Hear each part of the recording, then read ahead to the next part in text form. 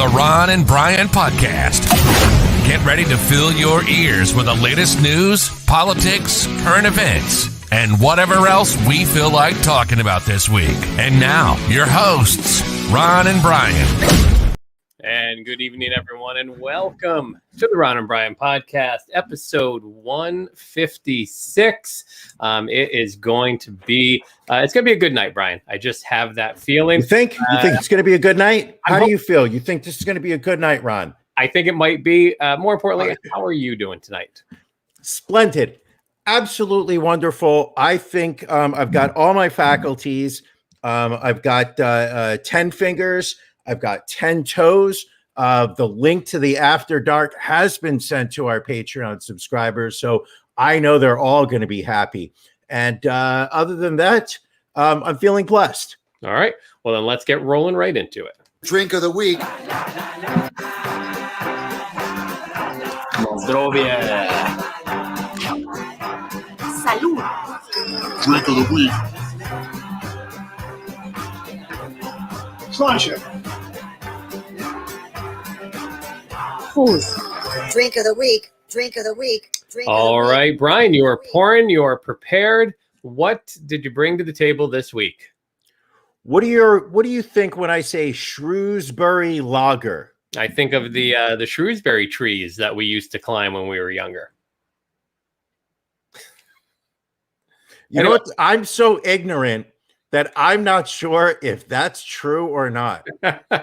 Anyway, talk about your beer, my friend. Well, coming from Ross Brewing Company, you know that they're friends of the show, Jersey Brewers themselves. This is their flagship lager. It's inspired by the river and the trees that go right next to it in their hometown of Red Bank. It's low in bitterness. It's high in malt character and complexity with the subtle use of hops, which makes a balancing and refreshing lager with a crisp, dry finish, perfect for drinking on a boat, a beach, a deck, or a podcast.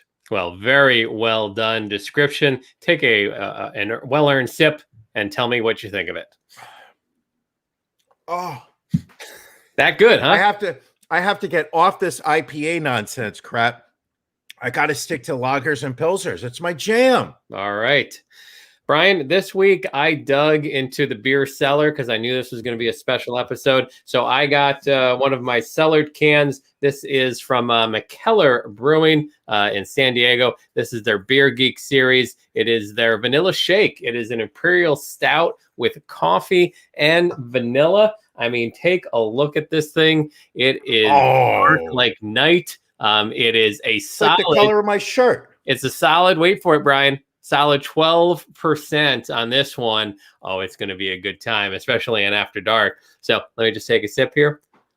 Ron, we are going to be talking about. You can taste the alcohol in that, but it is nice. It is. After Dark will be filled with nothing but tales of digital penetration. I suppose, possibly so. All right. Well, we got our drinks here. You know what comes next? That's right. This Week. in Racism.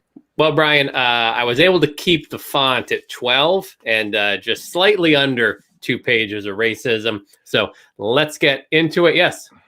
Do you think that the fewer acts of racism this week are due primarily to the fact that most of the racists were not able to drive as easily due to the high price of gasoline? It's very possible. I'm willing to take that as a thought. But let's get right into this. Starting off, a former prosecutor in Texas was disbarred after it was found he had withheld evidence that would have likely prevented 2 black men from spending 14 years in prison after being wrongfully convicted. Rick Jackson surrendered his license to practice law last month after the state bar found that he failed to provide defense attorneys with evidence that would have possibly prevented Dennis Allen and Stanley Mosey from being found guilty in their capital murder case in 2000. Allen and Mosey were released from prison in 2014 after the Dallas County District Attorney's Office found the men were wrongfully convicted as a result of prosecutorial misconduct. Butchered that one. 5 years later, DNA testing led the men to being declared actually innocent. In New York, a group of parents are outraged after their children were given an assignment that said George Floyd died from a heart attack and not a knee on his neck. The assignment was given to students at Socrates High School and asked them to craft a bold thematic statement in the same format as state exams by using the examples provided. One of the examples stated that Floyd didn't die from Derek Chauvin's knee on his neck, but instead from a heart attack. It also made statements about a Chauvin trial juror potentially having, quote, racially provoked attitudes towards policing and Black Lives Matter. School District Superintendent Kirk Reinhardt issued a statement that said the district is currently reviewing the assignment. A 16-year-old high school student in Fairfield, Connecticut was arrested last week over a racist Snapchat post allegedly directed at another student. The unidentified student at Fairfield Ward High School was arrested after police were called to the school on May 7th and charged with ridicule on account of creed, religion, color, denomination, nationality, or race, as well as second-degree breach of peace. The teen is accused of posting a photo on Snapchat that included a Black male classmate and a racial slur directed at the classmate. School officials and police are still investigating the incident, and the principal of the school has announced the creation of a new organization to address racism and other forms of discrimination. A North Carolina judge received a summons to appear in criminal court after he was accused of nearly hitting Black Lives Matter protesters with his SUV. Cumberland County Judge John M. Tyson has been charged with assault with a deadly weapon and will have to go to court in his own county to answer for his alleged crime. Activist Maya Warren said that she believes Tyson was intentionally trying to harm protesters based on his track record as a judge. He's a well-known racist, she said, referring to a case in which Tyson rejected the notion of race being a factor in the killing of a Black man who was fatally struck by a white man's shotgun at a 2016 party. A Michigan man has filed a lawsuit against the police after a violent arrest in March 2019. Thurman King was driving home from work when he was pulled over by Rockford police officers Zachary Abate and Jason Bradley. The officers told King they had pulled him over for running a stop sign, a claim that the officers' dash cam footage would later show was false. King would eventually be tackled, kneeled on, handcuffed, and arrested. After Kent County prosecutors reviewed dash cam footage of the arrest, they dismissed all charges. King's lawsuit seeks reimbursement for lost wages due to the arrest, as well as fines and fees incurred prior to the charges being dismissed. And then this is probably the biggest story this week. Body cam footage was leaked this week, shedding light on what really happened in the death of Ronald Green in May 2019 while being arrested by Louisiana state troopers. Police officials initially claimed that Green died on impact after his car crashed into a tree, but later released a statement saying that Green got into an altercation with officers and died en route to the hospital. In the 46-minute clip, Green is subjected to multiple tasers. At one point, a trooper puts Green in a chokehold and punches him in the face, while another can be heard calling him a, quote, stupid motherfucker. After handcuffing Green, the troopers left him face down and unattended for 9 minutes, despite protocol being to put people on their side to prevent breathing issues. After a several-minute stretch in which Green is not seen on camera, he appears again, limp, unresponsive, and bleeding from his head and face. He is then loaded onto an ambulance gurney, his arm cuffed to the bed rail. Trooper Dakota DeMoss, Trooper Corey York, and Master Trooper Chris Hollingsworth were all seen in the footage participating to some degree. DeMoss and Hollingsworth approached Green's SUV after he pulled over and repeatedly tased him. York was seen grabbing Green by his ankles and dragging him while he was handcuffed. In a separate recording, Hollingsworth could be heard bragging to a colleague that he, quote, beat the ever-loving fuck out of Green. Shortly after being informed that he would be fired for his role in Green's case, Hollingsworth died in a single vehicle crash. York was suspended for a week without pay for turning off his body camera and dragging Green, while DeMoss was later arrested for his role in a similar incident where he allegedly used excessive force when arresting a motorist. The troopers belonged to Troop F, which is the same troop as Trooper Jacob Brown, who was arrested and charged last December for the beating of Aaron Bowman during his arrest, which also occurred in May 2019. Bowman survived the attack and has filed a lawsuit against Louisiana State Police. And we told a story many weeks back about the stories of systematic racism within Louisiana State Police. And I believe they have hit This Week in Racism pretty much every week since then. That's a truly awful story. Yes, no, it's horrible, and the footage, if you watch it, is very disturbing as well. When it's public. The footage that was leaked is available to the public. It was on the news, and Louisiana State Police, the only statement they made is that they were just upset that the footage was leaked. No, why would they be upset at their police officers? Of course. And we do have a couple of rewind stories as well. Racism Rewind. All right. Last week, we discussed Oklahoma Governor Kevin Stitt and him signing a bill into law preventing the teaching of critical race theory in schools. As a result of that, the Tulsa Race Massacre Centennial Commission announced Friday that they have removed him from his seat on the panel. They had made statements prior to him signing that they were unhappy with his actions and put those into action. And then in a follow-up to the killing of Dante Wright last month by former Minnesota police officer Kim Porter, a judge ruled on Monday that Porter will stand trial after finding that there was probable cause to charge the officer with second-degree murder. The judge told the court that she would like Porter's trial to begin by December 6th. If Porter is found guilty, she could face up to 10 years in prison. Porter, of course, the police officer that mistook her taser for a gun, firing and killing Dante Wright. Wow. A shorter amount of racism, but still a fairly horrible list of stories. I'm still 3 stories back. You're processing all this. 40-minute long videotape. That's awful. Yeah. Disgusting. All right, let's move on with Beef of the Week.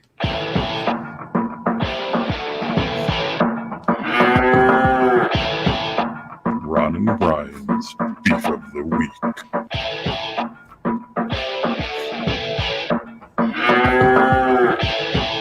I would just like to say first, I clocked in at 7 minutes, 14 seconds. So, about 3 less minutes of racism this week. Brian, what's your beef? My beef this week is it's Republican House of Representative politician Andrew Clyde from Georgia. Okay. And it's not necessarily him per se, but it really is the political culture at this moment. He was in the news this week. He is part of the House Oversight Committee, and they were having a hearing to debate whether we should have a congressional investigation into the actions of people involved in the January 6th storming of the Capitol. The insurrection, if you would, and Representative Clyde took a very how would I say this, a creative stance in remembering what took place that day. So during his couple minutes during the committee, he took the opportunity to say that he did not feel that investigation was needed. He said that he felt there was no insurrection had taken place. He then said that it actually resembled a normal tourist visit, and that he could see during some of the video footage that a lot of the people that had entered the Capitol were actually just, taking pictures as normal tourists would. He was ripped to shreds in the press afterwards, as a photo was immediately shared publicly on Twitter of the same Republican Representative Andrew Clyde helping others press a piece of furniture against the chamber doors in the House to prevent the people that had invaded the building from breaking through. I did see that with a look of fear on his face also. It is this climate that you can basically say anything you want in politics nowadays, regardless of what the truth is, regardless of what the evidence is, and simply just say, this is my story, this is my belief, and there's not a damn thing you can do to convince me otherwise. It used to be that if somebody were to walk out and it's raining and say it's wet, and somebody else would say, yes, it is wet. Now we live in this world where someone can sit there and say, no, it's not raining. Meanwhile, they're holding an umbrella getting soaked. Nope, it's not raining. That's not what I want to. I don't want to believe this. So therefore, I'm going to say whatever I have to back up my belief. It's absolutely insulting to the American public. That's my beef. I feel your beef is much more serious than mine this week. My beef is it's allergy season, and I'm stuffed up and I'm cranky. Yours, you take the cake this week. You take the beef cake this week, as you often do. I tend to. What are your symptoms?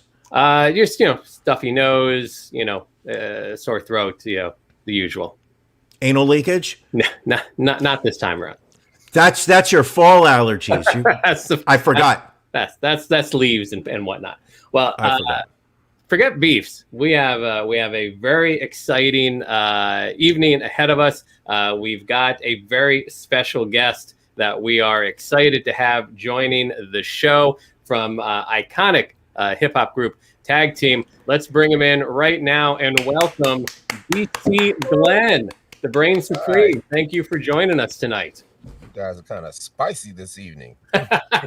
Are we? Just a tad. What are you more used to?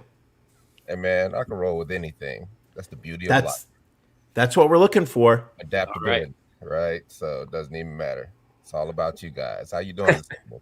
It's good. We got some questions here. Obviously, you guys were huge. 1993, the single drops, one of the highest selling singles in the history of America, 4 times platinum, number 2 on the Billboard 100 for 7 weeks. And now you're being reintroduced to a new generation through this Geico commercial. How surreal is this whole experience? Everybody asks me that same question, and I tell them the same thing. Not at all. I have always been even keel about this whole thing. I don't act like a star. I never have. And I'm happy. You know what I mean? But for me, the funnest part of all this is the hustle and everything that I'm getting because of the work that I'm putting in, the work that I've been putting in for years to be successful, right? And it's amazing that, I understand why people say this is a story of redemption and Tag Team is back in the limelight and all this and all that. And I get that, and that's fine. But for me, this is a story of tenaciousness. This is a story of hard work, a story of never giving up, a story of steadfastness, a story of perseverance, a story of doing whatever it takes to live your dreams and not listening to anybody, and getting the knowledge and doing the things and keeping the discipline and learning to fight through anything to get what you want. And that's my story. But I understand when people say they're back in the limelight. Okay, we're back in the limelight. It's okay. So, there's a reason I answer that question like that. And it's because I have been hustling since I was a kid, right? I had paper routes. I had jobs since I was 8 years old, and I don't fear work. So to me, I am always going to look at the positive things in life. And I've acquired the ability over the years to take any negative emotion, hate, envy, disgust, despair, put it in my pocket, don't react, and use it for fuel later. I don't mean to get deep on you guys early, but that's what it takes. No, we want it. The deeper, the better. Yeah. What were you back in the 90s? This song comes across your plate. Where are you in life at this moment? Are you actively in music? Do you see yourself that stardom is one step away? Because let me tell you about my life. All right. Me and Steve met in high school, right? And I went to a Catholic high school in the 10th grade. Then I went to a public high school. And in homeroom, we sat by each other because both our last names started with a G. And we became friends. And Steve had a band. And they used to play in the quad, during lunchtime every now and then. And I was like, I got to be in that band. And I was working in the tardy office, and down the hall was Dr. Joyce Davis, who conducted the choir, Bolt Vibration, in Manual High School in Denver, Colorado. And I was like, I gotta be in that choir. And then our first high school dance, some of Steve's friends came and DJ'd. And I was like, oh my God, that's the first time I've ever seen two record players. What's that thing in the middle? A mixer? It's like, those are the DJs. I'm like, oh my God, I gotta be a DJ. And all those three things right there changed my life. I got in Steve's band, I got in the choir, and I became a DJ. And I've been DJing for 35 years, right? And I just honed my craft in all three of those things, and those were the things I love. And this is at the beginning of hip hop. So it's all valid. It's all the things that we all were doing. We're basically caveman producing. You know what I mean? We're making songs with pots and pans and whistles and beatboxing, whatever we could do, 2 turntables and a microphone. And that was the most glorious time ever, because it was from scratch. It was organic. Yeah. It was real, right? And I go to college, Sac State University, and I get better at it. I start DJing all the frat parties. I start singing. I start rapping. Our band disbanded because, young men grow older and everybody goes their separate ways. Me and Steve stayed together, and we started making songs and became tag team.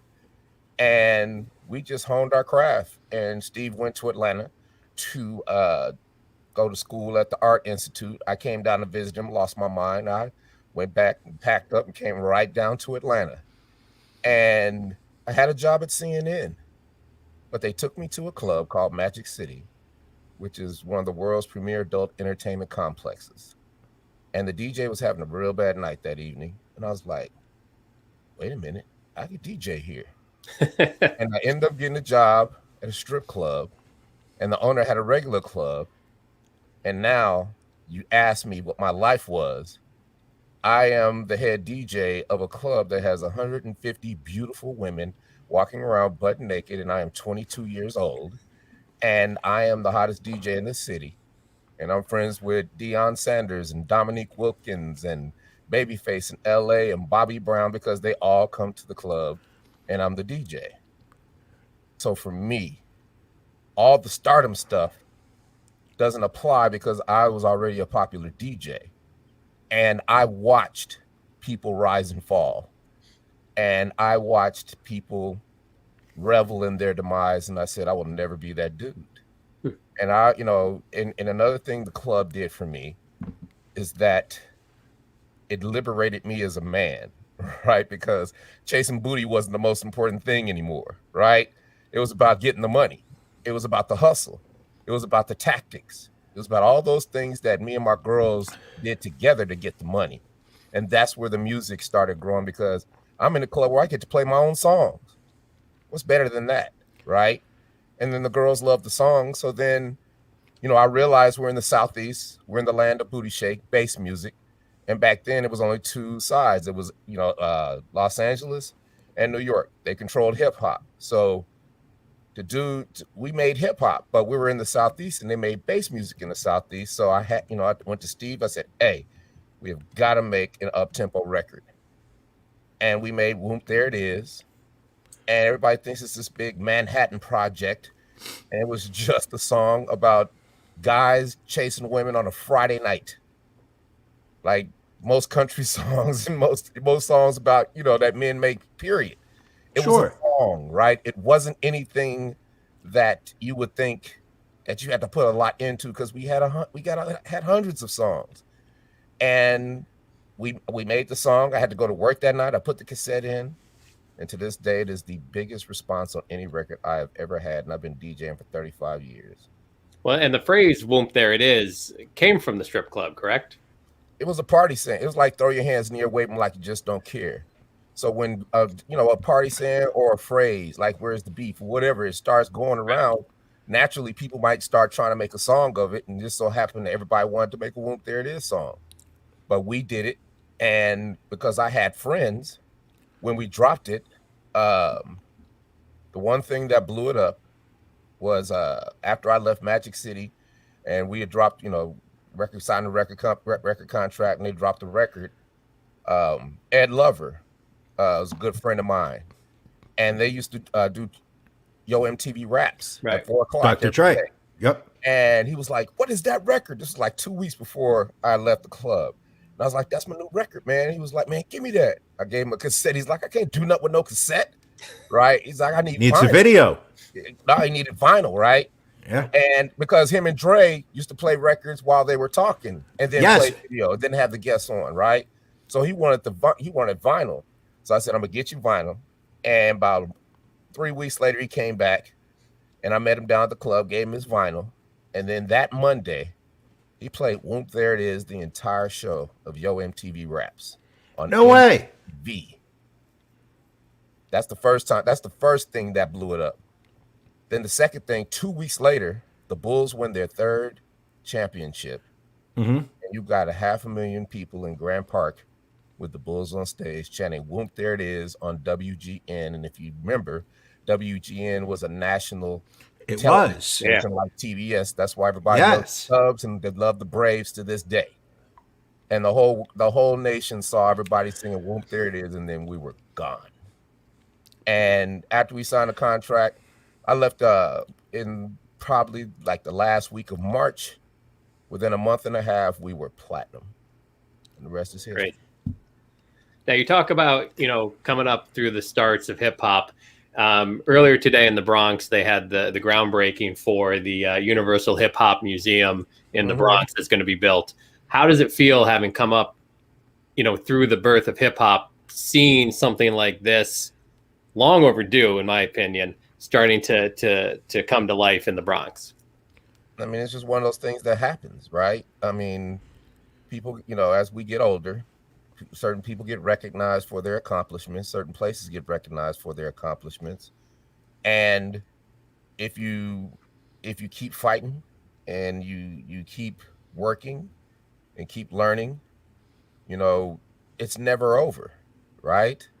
It's never over. And, that being from the beginning of hip hop, I understand that was what it was back then.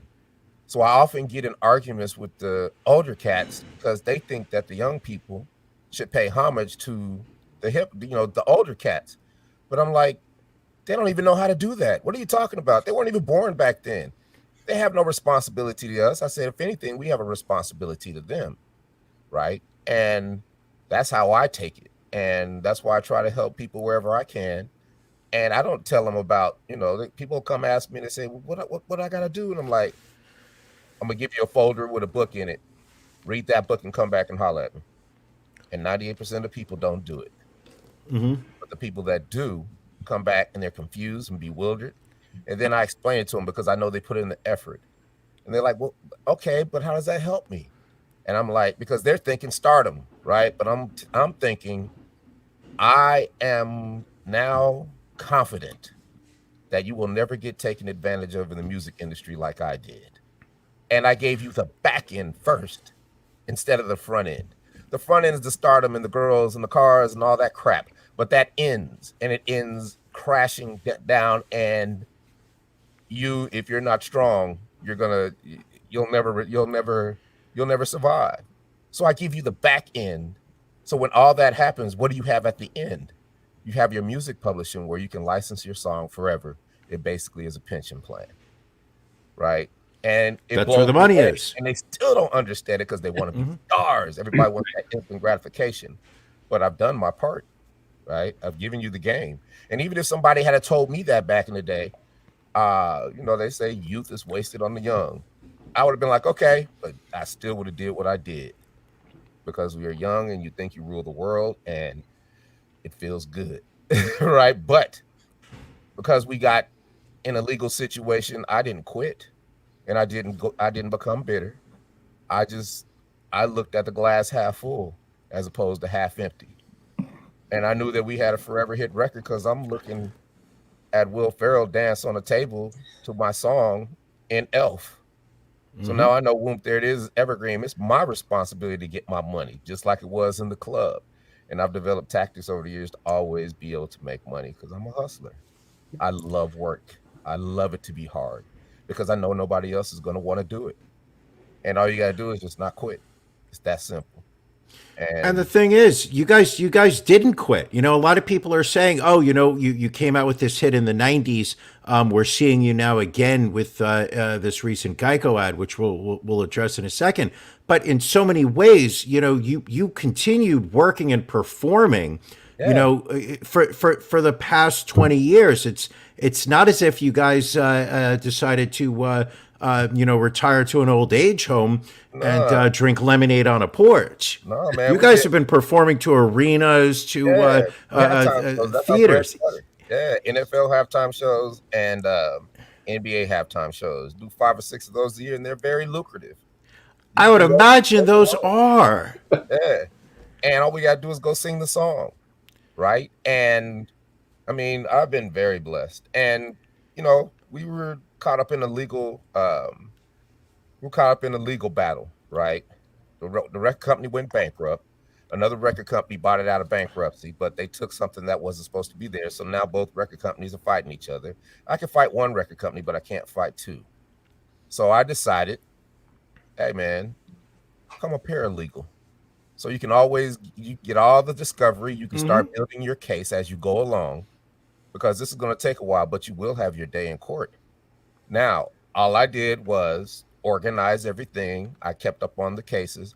I kept up on every piece of paperwork, every motion that they filed, every case that they had to litigate to get to another point, to get to another point. And I had all this discovery. And that's what I did for 20 years.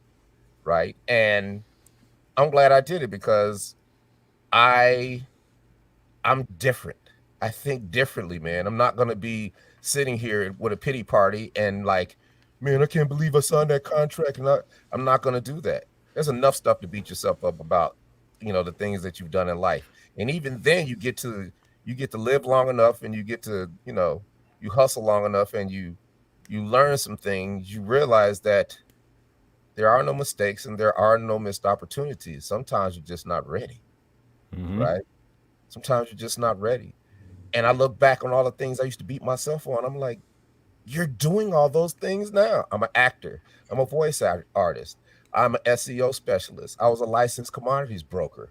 I was a marketing manager of the club that I was at, and the marketing manager of the club. I'm more than just a DJ. I'm your light guy. I'm your sound tech. I do your flyers. I do your graphics. I do your radio ads. I do your voiceover. I do your television ads.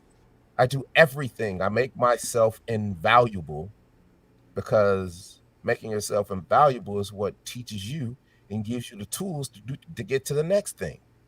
Like people are in dead-end jobs and can't stand their jobs. I tell them, like, you better learn everything you can and do extra as much as you can in that job that you can't stand, so you can get the knowledge you need to keep moving to the next thing. And you won't get fired because you're invaluable, because you know how to do things. You know how to do every job. You know how to do things that nobody else knows how to do. And you've innovated, and now they can't live without you. It's just a simple thinking approach, and it requires work.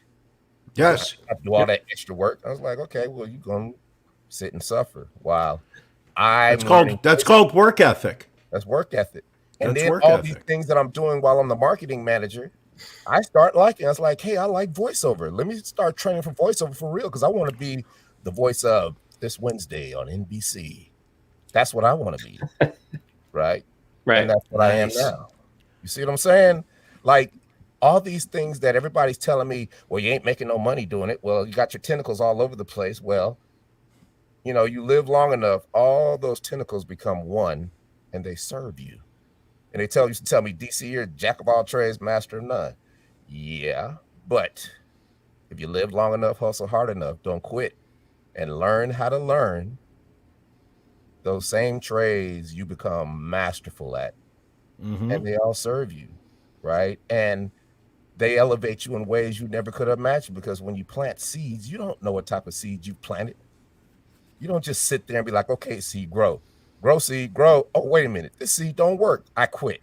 We all know people like that. Somebody say, I'm gonna take a class and I'm gonna be this. What happened to that class? Well, it wasn't for me, right? And that's not me. I'm gonna ride till the wheels fall off. When I started voiceover, it was hard. I thought I could whoop there it is my way through anything, right? But it was I just let it be hard. It was difficult. It still is hard, right? But I didn't quit. I kept grinding. And, fast forward to the pandemic, everybody had to stop at the same time. And I'm like, what am I going to do? And I said, I can't do shows, can't do this, can't do that. But I can get up out the bed every day in my drawers and come over here and make some money on this thing, right? Mm-hmm. And I reinvented myself with voiceover. And I started booking instantly. But not only that, I was already an actor. I'm a voice artist. I've got one of the biggest agents in the Southeast. I'm grinding. I'm going to class every day. I'm doing whatever it takes. And all of a sudden, back a year ago in April, when everybody thought we were all going to turn into zombies and start eating each other, I get a call from my agent, from my acting coach saying, hey, I got a movie for you. I'm casting this movie. Can you travel to Nebraska? It's like, yeah, I got a hazmat suit. I'm good. And I went to Nebraska, shot my first movie called Awesome. Not only is it a movie, it's a documentary about shooting a movie in the age of Corona. 2 months later, I get another movie. And then I book a fall campaign for voiceover for Publix. And then I book a Tyler Perry House of Pain episode. And then here comes Geico. All this in 2020. Wow. Pandemic is the greatest thing that ever happened to me. 2020 is the best year of my life because I didn't quit. I played offense. I kept it moving, right? And Geico calls me, and because I do SEO and I'm good at it, 10 years ago, I started. You type in tag team, it was all wrestling. Mm-hmm. Yeah. Tag team today is all tag team. Yes. And I get a call from my agent. You guys just booked a Geico commercial. It's like, why are you playing with my emotions? I did not even audition for a Geico commercial. Like, no, DC, they said they wanted tag team. I was like, oh, yeah, tag team. And I went and checked the phone because we have the number, a dedicated line, and there was a message. And because I lay good breadcrumbs all over this planet for people to find me so I can get this money, they found my IMDb, called my agent, and I let my agent make the deal. You're talking about synergy. And it's the most lucrative deal I've made in my life. Oh, I can imagine. That's Geico money. That's Geico money. That Right? is Geico money. Not only is it Geico money, but it is, in actor talk, it is a SAG national commercial. And not only is it a SAG national commercial, it is a hit commercial. There's a difference. It's getting heavy airplay. Oh, absolutely. You get paid every single time. Yep. If that happens, they have certain contracts. They have different levels, and you get paid. Before we got on this podcast, I looked at another statement. I get statements 2-3 times a week, right? That's good. That's good. A month and a half ago, right? Yeah. And 3 weeks ago, I was the Grand Marshal for the Talladega 500 NASCAR. What? That's awesome. You see what I'm saying? And yeah, this experience was hard because usually when you get a Geico commercial, like Salt and Pepper did in 2014, you're off to the races and you're touring forever. And they've been touring till the pandemic, but we're not going to tour. But I'm not about to sit back and be happy I got a Geico commercial. I'm going to take these lemons. I'm going to make me a lemonade company. I'm going to franchise it, and I'm going to sell it for $20 million. That's my mindset. So I said, well, let me get a publicist, right? And I'm trying to find a publicist, and all these publicists are like, we've never done this before. We're working from home. They gave me every reason why they should instead of one reason why they should. And I said, thank you. It's cool. And whenever I get stuck like that, this is one of my tactics, learn how to learn. I join an organization, society, or association because they're filled with people who are in a profession that have been doing it for 10, 20, 30, 40 years. And they have an expertise above all, and they want their profession to be better and more innovative as they get older. And I joined the Public Relations Society of America. 2 days in, I'm on a Zoom call with the CEO of this PR firm. I'm like, raise my hand. Are press releases relevant? What's it for, DC? Well, I'm kind of featured in a Geico commercial called Scoop. There it is. I'm looking at the chat. It's like, no, wait a minute. That can't be him. I love that commercial. My kids love that commercial. My dog loves that commercial. Great commercial, dude. And I blew up the whole Zoom call, right? And the moderator goes, we're going to talk about that Geico commercial. Welcome to the organization, DC. But back to DC question, is it relevant? Our press release is relevant. The CEO's like, yes, because the whole last year has been COVID, right? Every story's been COVID. Every story's been political. Every story's been us fighting and all this stupid stuff and unreality and everything. And then here you guys come throwing sprinkles, spinning scoops, dancing and smiling. DC, your smile. And you just bringing joy to the world. And she's like, yes, that press release is going to work. And not only that press release is going to work, you can go here for all the publicists. You can go here for the TV talk shows. You can go here for the to get in front of the journalists. You can go here for the podcast. You can make sure your pitches are straight. And she gave me the entire breadth of her existence as a publicist in 10 minutes. And I have not looked back. And it has opened doors and done things for me I could have never imagined because I didn't quit. I kept playing offense. And I learned how to learn. And it is the reason that you and I are talking right now. Absolutely. I didn't give up. I changed it. I found a way. And that's what everybody can do, especially now because everything is brand new. Yep. It's not going to be the way it used to be. We're at the foothills of the Rockies. And there's a reason they say there's gold in them dark hills. Right? There's a reason they say that. Right. And that's how I feel about everything. And everything is opening up for me in such a way that I've got 3 things I want to tell you guys about, but I can't because I'm under a non-disclosure agreement. That's always a good place to be. I had a meeting this morning with WWE, right? I signed with one of the biggest voiceover agencies last week, and it's all because I'm dropping these press releases. And not and the press releases aren't about press. The press releases are about every time I drop one, 300 entities pull it, and now it's a Trojan horse for me. Put the work in. Put the work in. Yeah. I dropped that press release the Wednesday of the Super Bowl. Dan Patrick Show calls me on Thursday. I'm on Dan Patrick Show on Friday morning. Talking about strip clubs. Come on, man. What? Then 2 weeks later, on ABC with Tamron Hall, daytime. Come on, man. And then everybody, doors just start opening. Then with the Talladega thing, and NASCAR's like, should I do one? Should I do one? Yeah, this is too big. Do one. I did that. 3 days later, I signed one of the biggest voiceover agencies in America. And now, you know, I had a meeting with my agents, and they were like, DC, what do you want to do? What kind of roles do you want? I'm like, I'm good. You guys doing a good job for me. DC, what do you want? You guys are doing a good job. I'm grateful. DC, what is your bucket list? Different question. I said, I want to be in The Mandalorian. I want to be in the Star Wars universe. Voiceover or live action. This was in January, right? And I would throw that out in interviews. And now I'm auditioning for Star Wars. Get out. I'm doing a demo for The Mandalorian. That's awesome. No way.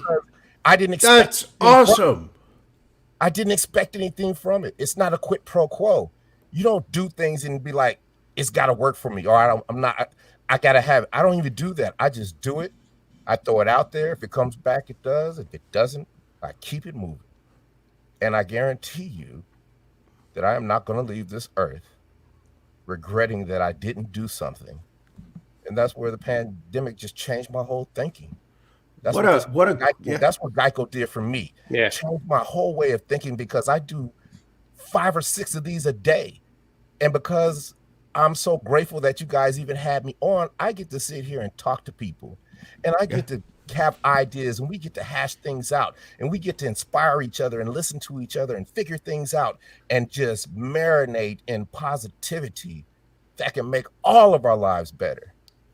You see what I'm saying? But, you know, if you ain't trying, you got to put in the work. There's no way around it. There's no way under it. There's no way over it. The only way to it is through it. We're working right now. That a long time ago, and that's why I am like I am, and I don't mean to get all Anthony Robbins on y'all, but that's just how I am. Well, I needed this. This is exactly what I needed in my life at this moment. I needed this. Yes. We can just speak about The Voice real quick. I just want to put up a comment from one of our listeners. She says that she's going to have to send the kids to bed early and just listen to you talk. So, I mean, it's a silky smooth voice, no question. And then another listener talking about royalties and WWE. So when ECW was using "Whoomp There It Is" as a wrestler, Too Cold Scorpio's theme song, I'm assuming that was some good royalty money. I couldn't even tell you because there were record companies that were taking that money, right? Mm-hmm. Now I get a little bit, right? Because there are certain parts of publishing that we do own. Right. But the chunks I didn't get. And for me to just even keep my sanity, I had to figure out ways to take those emotions and turn them into positivity. Right. And it sounds like it's paid off. It It sounds like it's paid off. Yeah. It paid off in ways I couldn't have ever imagined. And if I didn't do that way, I wouldn't be here standing, ready to just be blessed in a way I could have never imagined. I could have never imagined that this was going to happen like this. And everybody wants to say it's the Geico commercial, but it's not. It's me. Well, it's the work. It's the hustle over all these years. Right. The Geico is the payoff, but you have to lay the groundwork for all these years. Think about it. Think about all the things that I told you happened before the Geico commercial. Yeah, that was already because of my hard work. And now every day there's something. Mm-hmm. Every day there's something. There's a call. There's this. There's that. We want to put you on an ice cream. We want to do this. We want to do that. We want to do this, that, and the other. We're getting shows now that things are opening back up. I got 3 shows today for the money we want. When 2 years ago, I had to fight with people just to get on their roster to say we're doing shows because they were like, well, you only got 1 song. But I was like, okay, thank you. And when they did that, I went and joined the organization, the International Entertainment Buyers Association. In concerts, you have hierarchy. You got your buyers, you got your stadiums and your arenas, you got your big time promoters, which is Live Nation and Ticketmaster. Then you got your mama pops, the very people that were telling me you only got 1 song, you're not viable. Then you got your managers. Then you got me. I joined this organization, went to their convention, 5,000 strong. Me and Chubby Checker, the only black dudes in there. I got a big giant Whoop There It Is t-shirt on. I got my pitch ready, and I just started networking. My name is DC Glenn. I might have heard of a record called Whoop There It Is from Tag. Yeah, I heard of that record. What you guys doing this day? Well, we got a clean 90s rap nostalgia show. Yeah. And here's my card. If you need us, cool. And what I did effectively was I cut out the middleman, went where all the people who wanted me. And then there were so many people who wanted me for what I was. They were like, hey, I can use you guys just to plug you in the middle of a show to give it energy so I can make this whole concert series work better. Well, I can use you guys at the Hard Rock Cafe. I can use you guys at the casino. Hey, you want to do a charity event? Hey, now I'm doing shows. Now they're begging me to be on their rosters. Then we end up doing a tour. All because I didn't quit. I thought differently. So joining the organization, you join an organization, anything that you want to do, and you can find out that whole breadth of that organization in 2 weeks. Because you're putting in the effort, there's you're not paying an agent fee. You're there's fewer hands taking a cut out of your dollar. Exactly. I get to make the deals. I know everybody in the Martin agency who makes the commercials for Geico. I work with them and one-on-one. You know what I'm saying? I'm friends with the CEO of one of the biggest marketing agencies in the world. They introduced me to all their brands because they know I do voiceover and I'm an actor. Now, since you're such good friends with them, do you think they're interested in 2 podcasters from the Northeast who have an interesting take on current events? But, we may not have the same silky smooth voice that you do. But, if you want to drop our name in there, I would not be opposed. Man, it took me a lot of years to get this voice like this. I can imagine. I mean, I went back when I reinvented myself. I record everything, right? All the classes, everything. And I had to hear myself talk 10 years ago.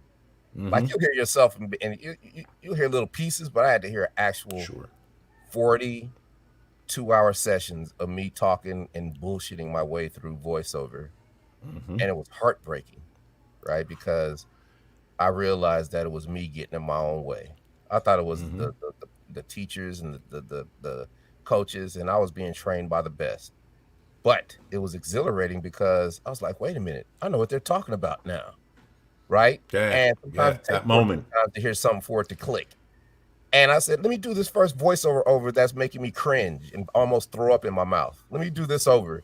And I did it, and that was the first. It was angelic. It was the first time I had mastery over my voice.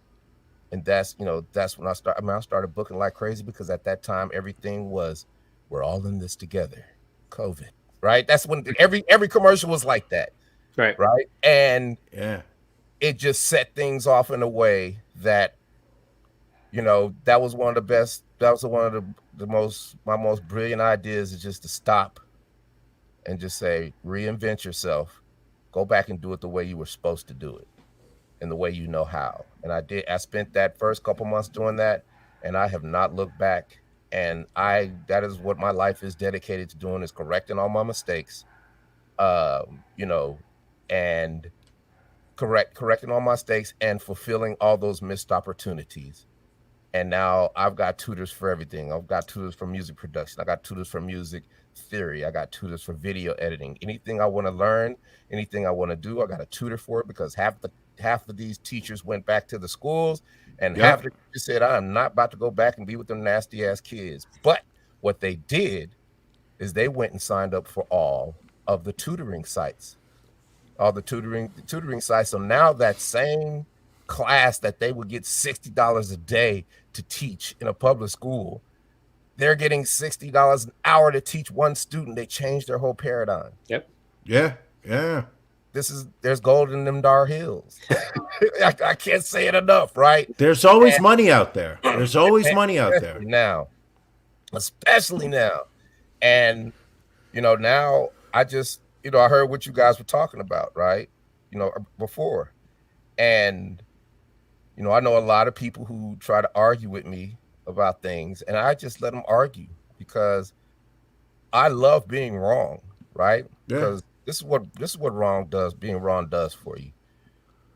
First thing it does is that it kills your ego and your pride when you can admit, you know what, I'm wrong, right?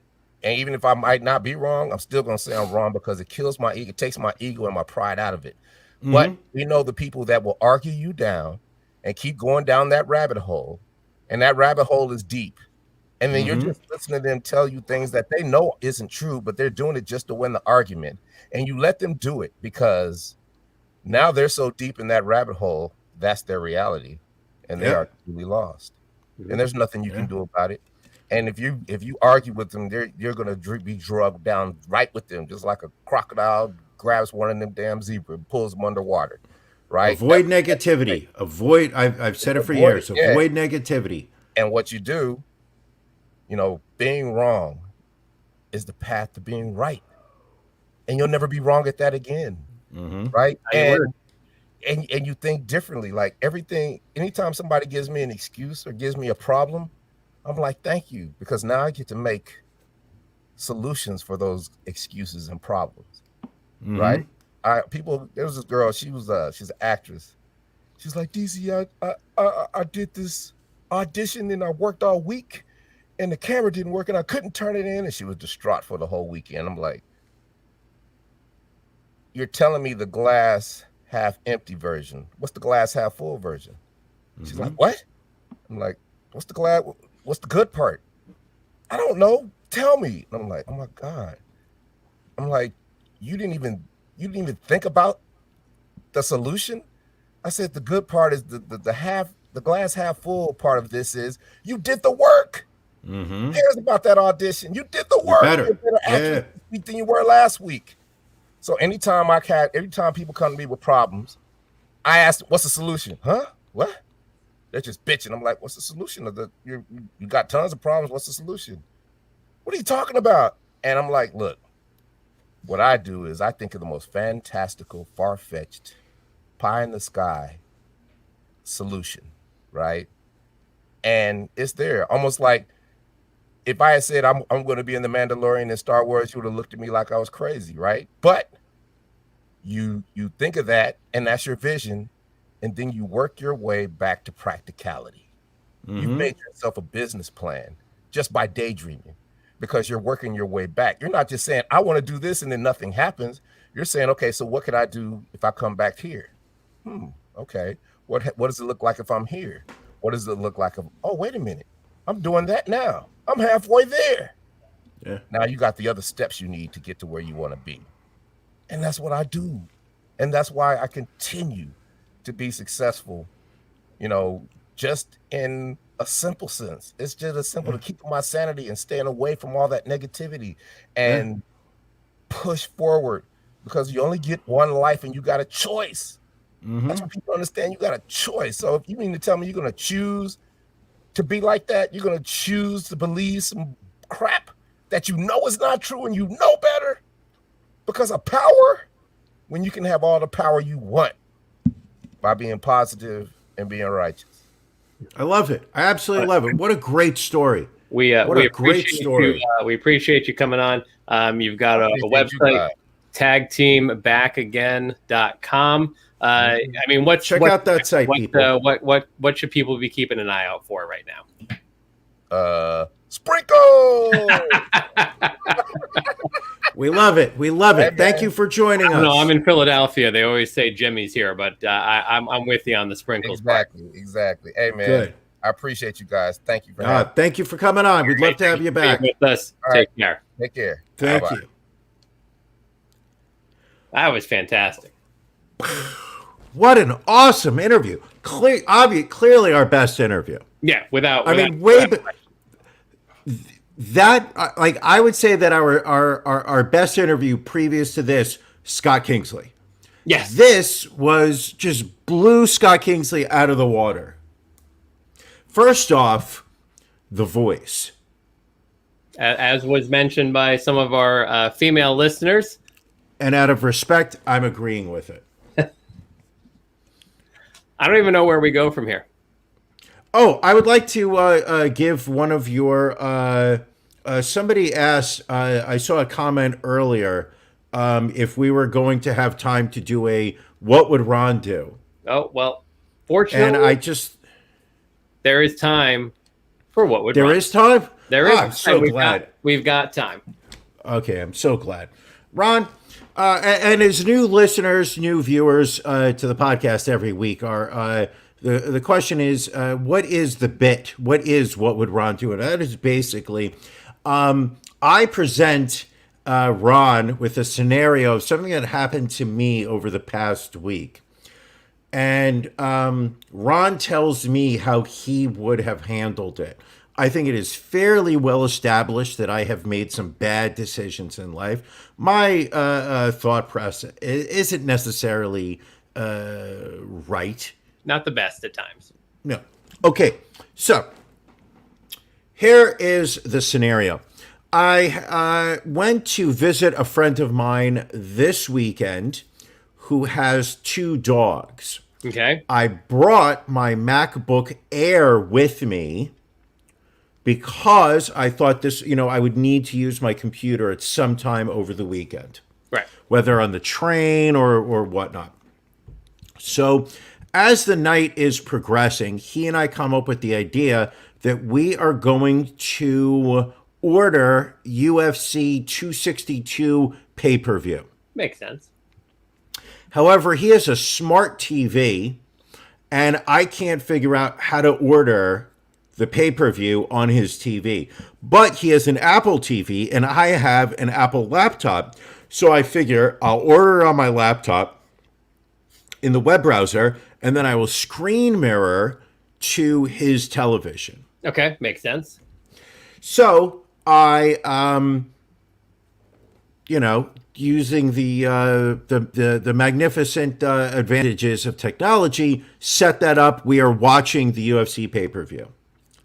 I have now placed my laptop on the corner of a coffee table. Okay.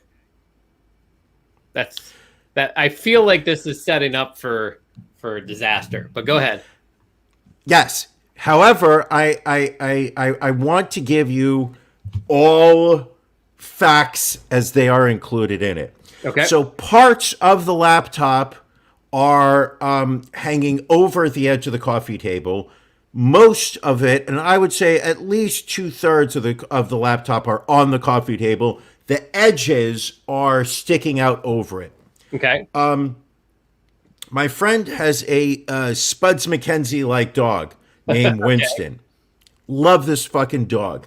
However, he's exactly at the height of where this laptop is on the coffee table. And if you remember Spuds McKenzie, they've got thick heads. Like these are solid, solid. It's a solid dog, yes. So he comes over to me at one point and just starts, sticking his head around. And then he basically does this. Doink. My laptop goes flying forward, smashing into the corner of the chair that I'm sitting in. And my screen of my MacBook immediately goes blank, with the exception of a star-shaped spot in the center towards the top, which looks like multiple colors of the rainbow. I have now lost my the screen on my laptop. Okay. Pretty much ending the night. Wake up the next day, my friend says to me, I feel really bad. Whatever it costs to fix your laptop, just let me know and I'll send you the money. Do you accept this friend's offer, or do you say, nope, my laptop, part of it was sticking out over, my responsibility? I would say if your friend offered to pay for it, I would say let's go 50-50. Equal responsibility here. Your dog, me putting it down knowing you have a dog. I would go 50-50 on that. All right. Okay. That's just me. Thank you. Yeah. No, I appreciate it, because I will be bringing in my laptop to the Apple store down the street from me. I will be bringing it in on Friday after work, where they will spread apart my butt cheeks. They will take a size 12 butt plug without lube. Yep. Just, dust it off and ram it right up my rectum. It'll be an eye butt plug. It'll be very high tech. What else we got here? Let's. We were going to get to the whole Me Too movement going on in the craft beer industry this week. Can we still do that or no? Because I genuinely don't understand what's going on. There's a lot involved, so we may have to maybe do it after dark, or maybe we do it next week. Let's do it after dark. I think we can touch on it, but I feel it's still going to play out more in the next week. Let's hit celebrity obituaries, and then let's roll on out and prep for after dark. Okay. Who died? Well, first of all, poor Spencer Silver, because he was overshadowed by two other deaths. Spencer Silver, in case you did not know, he was the man who invented the adhesive portion of the iconic Post-it note. And he has passed away at the age of 80. Okay. But he was, I think, shadowed his passing by the passing of Charles Grodin. At the 6, star of movies such as Beethoven, Heartbreak Kid. One role I completely had forgotten about until people started to mention, he had a very small role in I Married an Axe Murderer. He was driving the car that Michael Myers' cop friend tried to commandeer towards the end of the movie, and he's like, I need your car. Nope. And I didn't remember that scene because I never saw that movie. Yeah. And I mean, Charles Grodin, I think, was a very underappreciated comedic actor because he was such a straight man, but he did it in such a funny way. What was the movie with De Niro? Oh, Midnight Run. One of my top 20. Right. That movie is so painfully underrated. And I think what hurt his legacy later on was, remember his talk show he did, which was just god awful. And then I was too dry for that. He's too dry for that. And I was listening to Howard Stern this week for the first time in a long time, specifically because I remember the feud that they were in when he was doing that, when Grodin was doing his talk show, and Howard just would eviscerate him on a daily basis, and then go after Howard. And the thing was, Howard just idolized him as a comedic actor, but hated him as a talk show host. Oh, that's a shame. And then the one that I think stung the most was comedian Paul Mooney passing away from a heart attack at the age of 79. I mean, this is a guy, he wrote for Richard Pryor. He wrote for Red Fox. He was on the Chappelle Show. I mean, he wrote so many things and he was someone. He was the epitome of not giving a fuck before not giving a fuck. Yes, became like the thing to do. And yet he had such a I want to say a loyal fan base, but it's beyond that. People absolutely worship the ground he walked on because he was so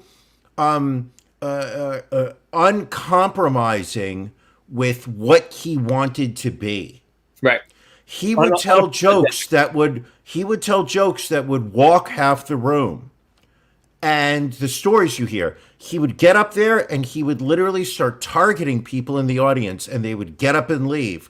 And once he had felt that he had walked enough of the room and that everyone that had stayed had proven they were worthy of it, that's when he would start doing material. Right. Because he had decided those were the people that he felt were worthy of his stand-up. I mean, the balls of that, the confidence of it. How do you not worship that? Right. I mean, we've been doing that on the podcast for about 3 years now. But I mean, from an acting standpoint, I mean, he was Sam Cooke in the Buddy Holly story. He was Junebug in Spike Lee's Bamboozled.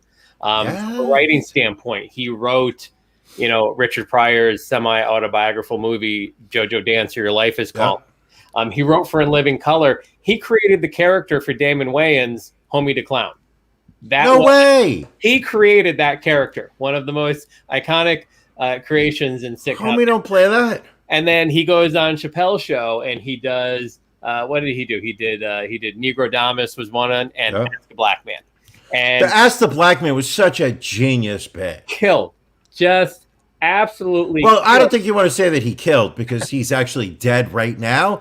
I think it's a poor choice of words, Rob, but we're going to let you slide on that. He was the example of a black man that the system held down because he didn't want to play ball during a time when racism was even heavier than it was today. Of course. But one of, I would say, top 5 comedic geniuses of all time. Yes, and most people will never know his name. Exactly. And I don't think he gave a shit. No, not at all. He was just like, fuck them. If they don't know me, then they're not worthy of knowing me. But those that do know me love me. And that is our ethos here on this podcast. There is a man who literally, you can say, I don't think at any point sold out on any level of his career. Yeah, would agree on that. Us who are more than willing to sell out for hydrogen water, whatever it is. Ron, I just want to point out that the lip on this can is on this side. So I just sat there drinking like through the back the whole time just so I could point the can towards. I'm sitting here and I'm like, wait a minute, is he drinking from the wrong side of the can? Yeah, just so I could show the label. By the way, people, hydrogen water, next level, NXT, LVL. Ron, what's the affiliate program on that one? Well, it's on all of our social media. We will probably bump it again. If you go onto our Instagram account, it is in our links in bio on Instagram. In the meantime, we are going to kind of pack this up in a tidy little box, and we are going to get ready. DC Glenn, I want to thank you for coming on. This was an absolutely, he made this episode a pleasure. Listen, he mentions in his write-up that he has done like motivational speaking and things like that. And I get it. I really understand why. He is extremely engaging. He's got a great voice to listen to. It is definitely a great interview. As Johanna points out, Brian likes to drink from the back. So I think that'll be something that goes up there with the $900 strip club reference, which I wanted to ask him, and I forgot to. As he was talking, I was like, I'll mention this at the end. Whether he had any experience while working at strip clubs for customers who were standing at the ATM while the strippers were rubbing their back. What was the move? See, this I was going to bring it up, but the thought I had was in listening to him describe the level of adult entertainment club that he was working in, like $900 was the average that people dropped. Like if we said, what do you think about a guy that drops $900 at a strip club? He'd be like, that was an average customer at the club. Sure. So, Ron, do you want to give a stonk update before we go? I love the saying, pat that can like it owes you. I like that. For the strip club pat on the back. I don't want to do a stonk update because the stonk market has been very, very volatile. We've had a couple of green days. I don't want to jinx it. We will perhaps update next week. But in the meantime, again, After Dark, if you are a member of our Join our Patreon. Join our Patreon. If you're watching right now, go to the RonandBrianPodcast.com. Click the button in the upper right-hand corner. Go to our Patreon. Every week we do a extra 30, 45, sometimes hour. Once a month we do something we like to call the pajama party, where we invite all of our Patreons at the silver and higher level. We're talking $10 a month, people, the price for 2 coffees. All of our silver level Patreons, come on, they join the show. All of us, we have a back and forth. Some of us dress appropriately, some of us don't. But generally, and I'll say this, we save the articles that are somewhat, how would I describe this? Not quite ready for YouTube. There you go. The kind of things that YouTube might demonetize the podcast for. You know, listen, we're not getting rich off this, but we like to wet our beak. So if we can get a couple bucks off YouTube, we'll take it. But, you know, stories, you know, like OnlyFans, stories like people having sex with double amputees, things like that. You know, teachers having sex with their students having sex with their teachers. Okay, I think we get the image, and we have also been confirmed for our next pajama party. Our youngest listener, Athena, guaranteed to be at the next pajama party. So even more reason for you to sign up. We're going to wrap this up right now. A fantastic episode. I'm clapping you, excited. Ron. I'm clapping you. Yeah, I'm excited about the way this went down. We are very happy to have had DC Glenn on. We hope you guys enjoyed it. We hope those of you that are listening in the future enjoy it. And I guess that's about all we have to say as we get ready for After Dark. Brian, anything additional before we roll on out of here? I love you, Ron. Love you, my friend. We'll catch you after dark.